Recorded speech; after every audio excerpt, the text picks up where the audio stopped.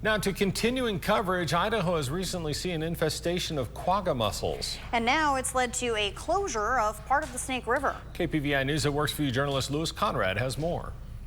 Last week, the Idaho Department of Agriculture announced that they had found quagga mussel larvae in the Snake River near Twin Falls. Native to eastern Europe, the quagga mussel has found its way into many freshwater bodies in the U.S., causing millions of dollars in damage.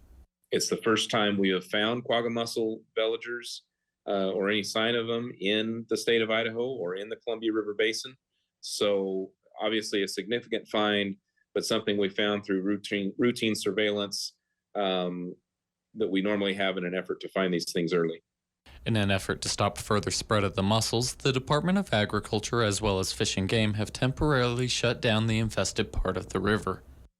We are working diligently right now as we speak to develop a plan where we can hopefully apply some kind of molluscicide, some kind of pesticide to these to treat them so that we can prevent them from spreading, kill the population that's there, and hopefully, we caught everything early enough to be successful with that.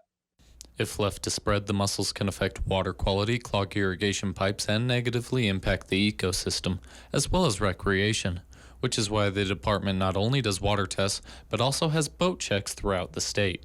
Since March 1st, we've done a little over 7,800 inspections just at this station right here. Statewide, over 97,000 inspections have been done this year, and at least 30 boats from a variety of places have been found with mussels. Ski and wake boats, those are the biggest carriers of them. A lot of boats have sea strainers in them, and that's where we find mussels most of the time. A lot in the engine compartment areas.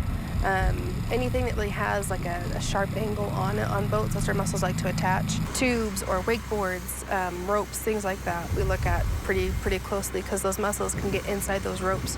And if we do find any mussels, we do a hot wash on them. It's 140-degree hot water temperature wash. That's what kills the mussels.